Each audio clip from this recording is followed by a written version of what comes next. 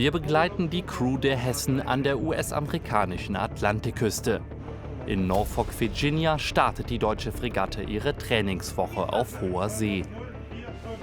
Direkt nach Verlassen des Hafens kommt es zur ersten Bedrohung. Ein feindlicher Speedbootangriff. Es folgen die verschiedenen Phasen der Gefahrenabwehr.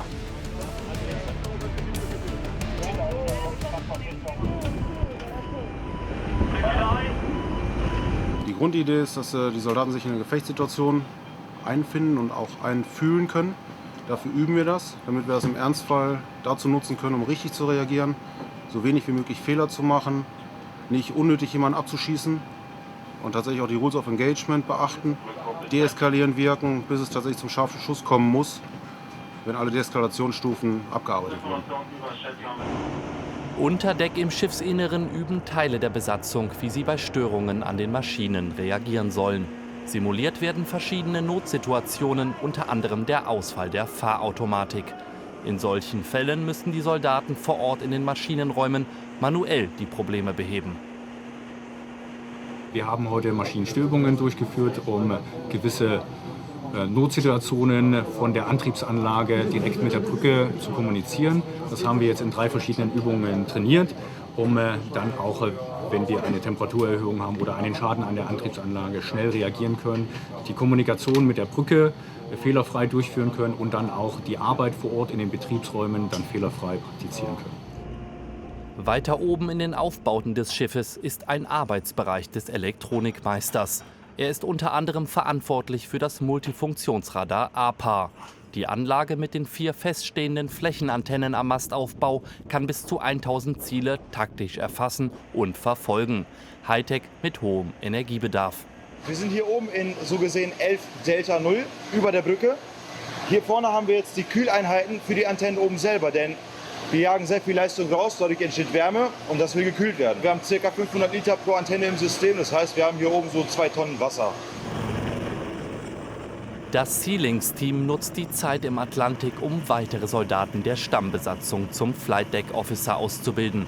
Um Hubschrauber landen und starten lassen zu können, braucht die Fregatte eigenes qualifiziertes Personal.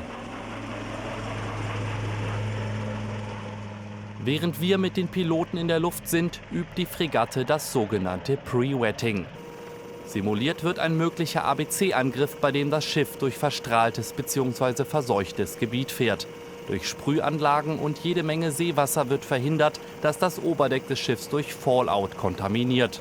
Kampf- und Gefahrenstoffe sollen nicht haften bleiben, sie werden direkt weggespült. Ein seltenes Schauspiel. Nach mehreren Tagen im Westatlantik und rund 1650 zurückgelegten Seemeilen erreichen wir die Küste vor Jacksonville in Florida. Die Fregatte geht vor Anker. Wir verbringen die letzte Nacht noch auf Reede. Am Folgetag läuft die Hessen dann im Hafen von Mayport ein. Seit insgesamt 2,5 Monaten sind die Marinesoldaten bereits fernab der Heimat unterwegs.